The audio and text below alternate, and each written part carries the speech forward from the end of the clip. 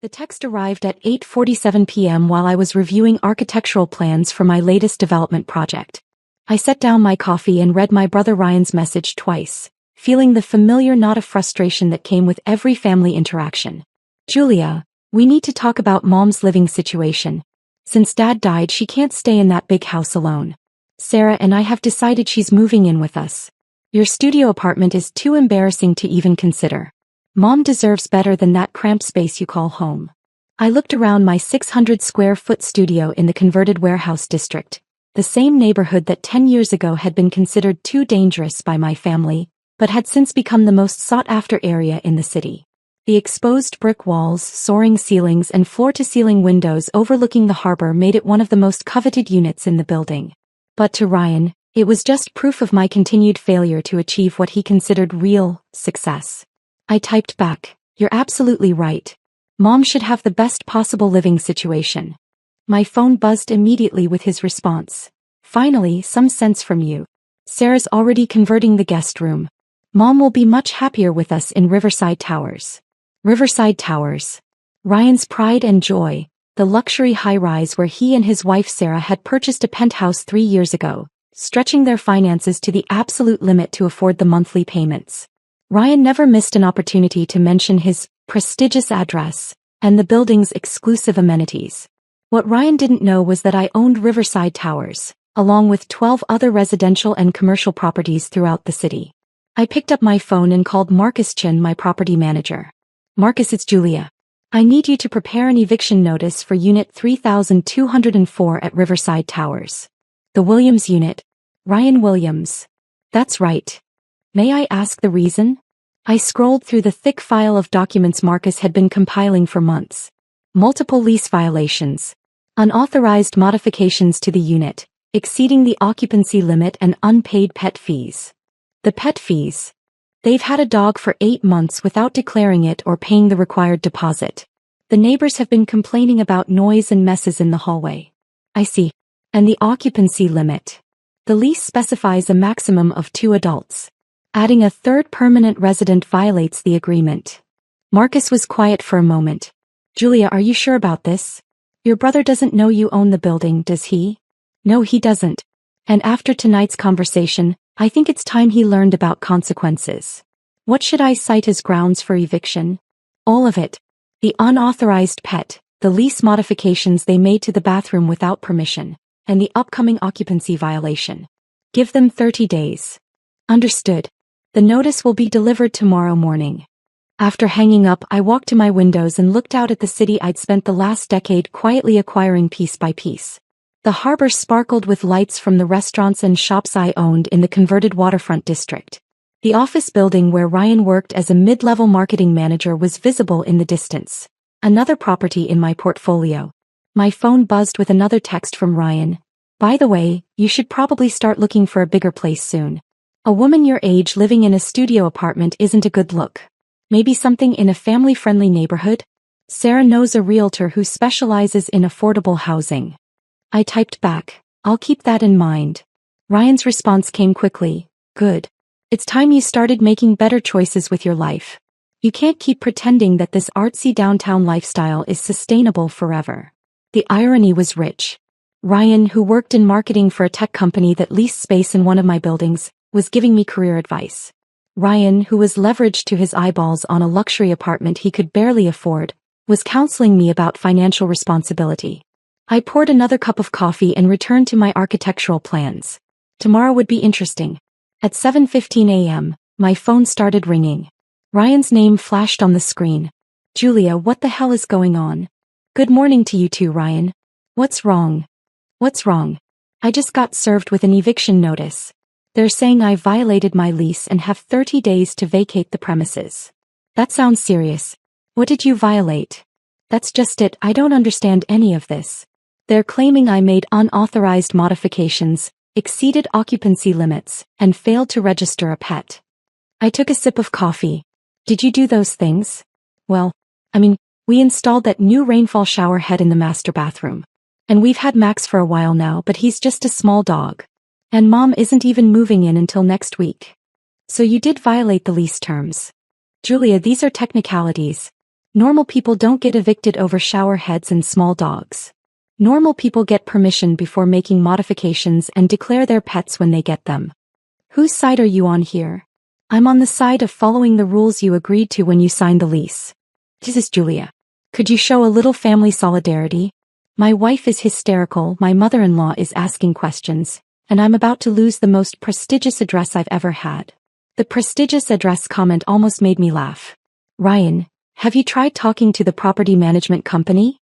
Of course I tried. I called first thing this morning. They said the decision came from the owner and that there's no appeal process for multiple lease violations. The owner? Yeah, apparently Riverside Towers is owned by some investment company. Carson Holdings or something. Chin Holdings, I corrected automatically. Whatever. The point is, it's some faceless corporation that doesn't care about tenants. They probably want to jack up the rent and needed an excuse to get rid of current residents. If only he knew. Ryan, what are you going to do? I don't know. We can't afford anywhere else in this neighborhood. And with Mom needing to move in. God, Julia, this is a nightmare. Maybe you should have thought about that before making unauthorized changes to someone else's property. Are you seriously lecturing me right now?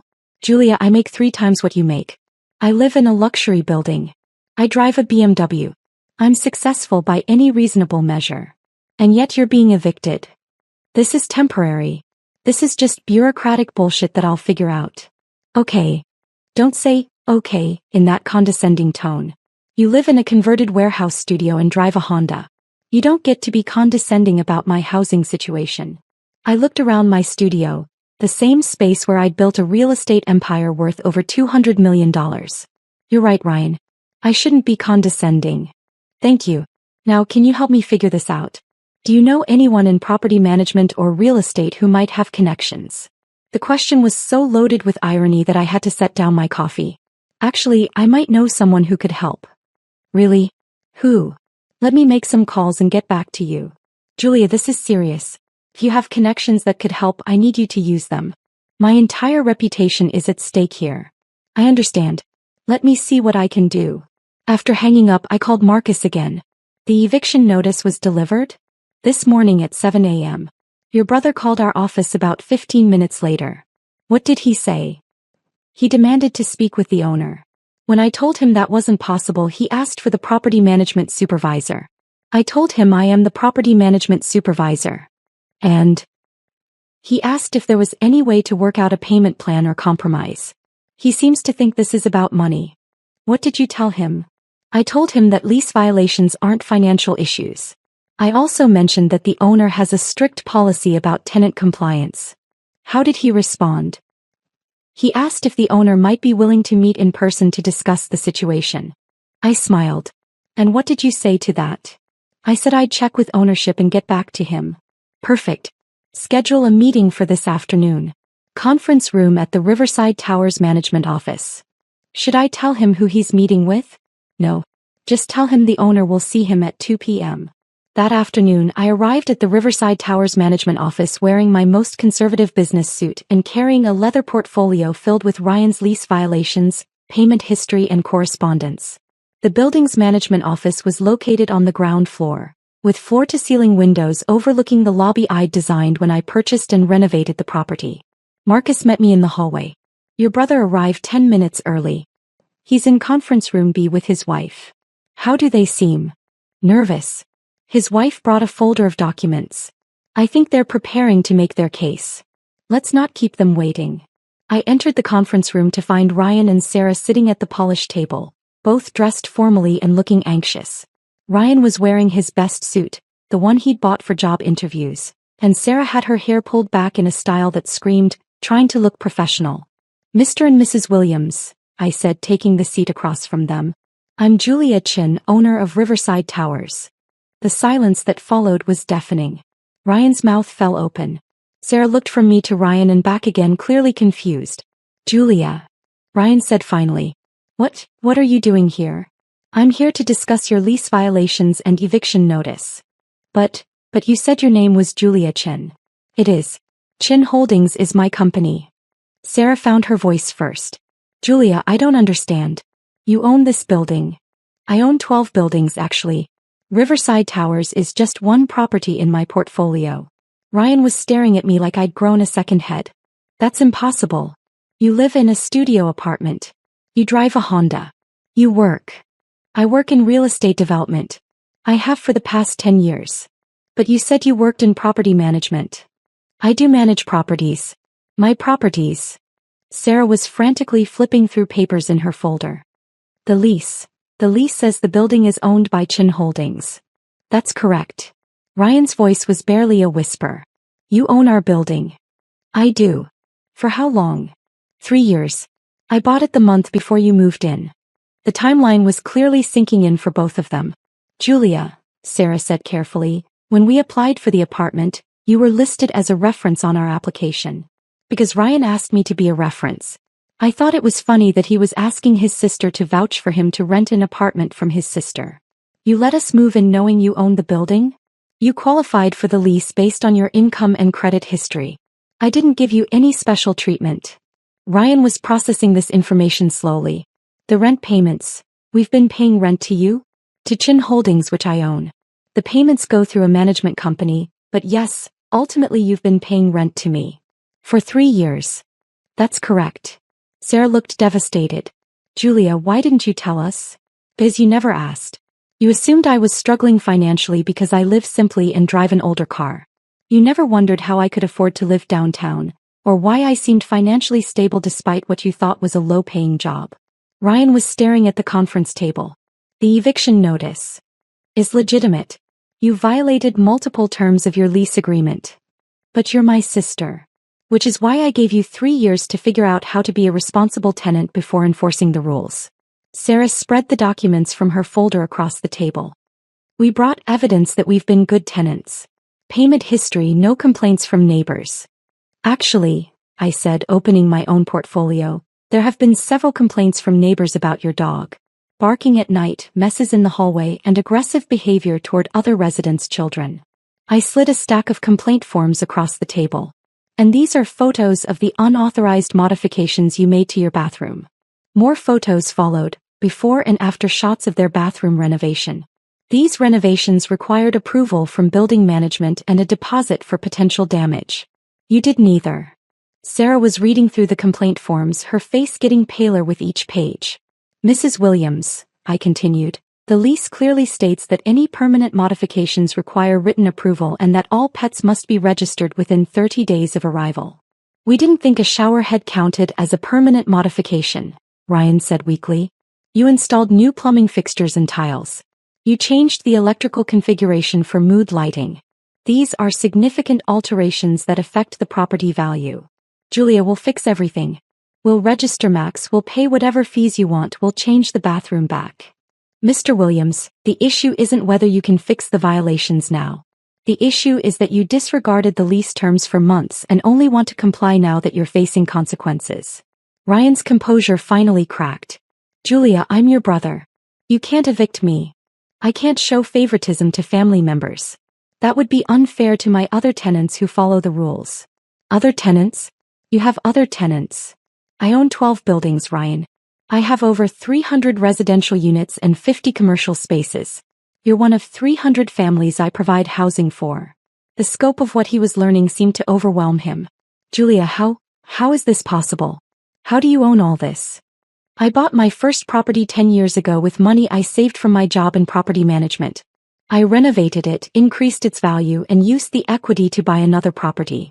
I repeated that process until I had a portfolio large enough to generate significant income. But the studio apartment is exactly the right size for my needs. I don't require a lot of space, and living simply allows me to reinvest most of my income into additional properties. Sarah was crying now. Julia, we had no idea. If you had known I was your landlord, you would have followed the lease terms? Well, yes. So you only follow rules when you think there might be consequences? The question hung in the air unanswered. Sarah, what happens to tenants in other buildings when they violate their leases? I don't know. They get evicted. Just like you're being evicted. Ryan found his voice again. Julia, what do you want from us? I want you to understand that actions have consequences, regardless of family relationships. Okay, we understand. Can we stay? No. The finality of my answer seemed to shock them both. But you're our family, Sarah protested. I'm also your landlord. And as your landlord, I have responsibilities to my other tenants to enforce lease agreements consistently. Ryan leaned forward desperately. Julia, where are we supposed to go? We can't afford anywhere else in this area. You'll need to find housing that fits your actual budget instead of stretching for a prestigious address you can't properly maintain. But Mom is supposed to move in next week. Which would have been another lease violation, since your lease specifies a maximum of 2 adult residents. The reality of their situation was clearly sinking in. Julia, Sarah said, is there anything we can do? Any way to work this out? I considered the question. There might be one option. Both of their faces lit up with hope. I have a 2-bedroom unit available in one of my other buildings. It's in a family-friendly neighborhood, pet-friendly, and about 30% less expensive than your current rent. Where? Ryan asked. The Maple Street complex. It's near the elementary school and has a playground. Ryan's face fell. Maple Street? That's not downtown. No, it's not. Julia, we can't move to Maple Street. That's that's not our demographic. What's your demographic, Ryan? People who've achieved a certain level of success. Professionals. People with standards. People who follow their lease agreements? He winced. Ryan, the Maple Street property has a community garden, a fitness center and covered parking. The units are larger than what you have now, and the rent would allow you to save money instead of living paycheck to paycheck. But the address. Would be honest about your actual financial situation instead of pretending to be something you're not. Sarah was looking at the photos I'd slid across the table. It does look nice, Julia. It is nice. And it would be appropriate for a family with an elderly parent and a pet. Ryan was still focused on the status implications. Julia, I can't tell people I live on Maple Street. Why not? Because it's not impressive. Impressive to whom? To colleagues, clients, friends. My address is part of my professional image. Ryan, your professional image should be based on your work performance, not your zip code. That's easy for you to say. You own half the city. I own 12 buildings. And I built that portfolio by living below my means and making smart financial decisions, not by stretching for prestigious addresses I couldn't afford. The conversation had clearly reached a crossroads. So what's it going to be? I asked. The Maple Street unit at a rent you can actually afford, or finding something on your own within 30 days? Ryan and Sarah exchanged glances. Can we see the Maple Street unit? Sarah asked. Of course. Marcus can show it to you this afternoon. And if we take it, Ryan said reluctantly, what about the lease violations here? The eviction stands. But I won't pursue additional damages, and I'll provide a neutral reference for future rental applications. Ryan sighed heavily. I guess we don't have much choice. You always have choices, Ryan. The question is whether you're ready to make choices based on reality instead of image. After they left to tour the Maple Street property, Marcus joined me in the conference room. How do you think that went? Better than expected. I think they're actually considering the Maple Street unit. And if they don't take it, then they'll figure out their housing situation the same way everyone else does when they get evicted. My phone buzzed with a text from Ryan. The Maple Street apartment is really nice. Sarah loves the kitchen. Can we move in next weekend? I texted back. I'll have Marcus prepare the lease. His response came quickly. Thank you, Julia. I'm sorry about everything. I didn't understand what you'd built. You understand now? I'm starting to. Maybe you can teach me about real estate investing sometime. I smiled as I typed my response. I'd be happy to. But first lesson. Live below your means, not above them. Lesson learned. 6 months later, Ryan and Sarah were thriving in their Maple Street apartment. Mom had moved into their spare room and loved the community garden. Ryan had started asking me genuine questions about real estate and financial planning. The eviction notice had been the wake-up call they'd needed, forcing them to confront the difference between living successfully and living impressively. And I'd learned something too. Sometimes the most loving thing you can do for family is to enforce the same standards you'd apply to anyone else. Ryan never did find out that I also owned the building where he worked. Some lessons are better learned one at a time.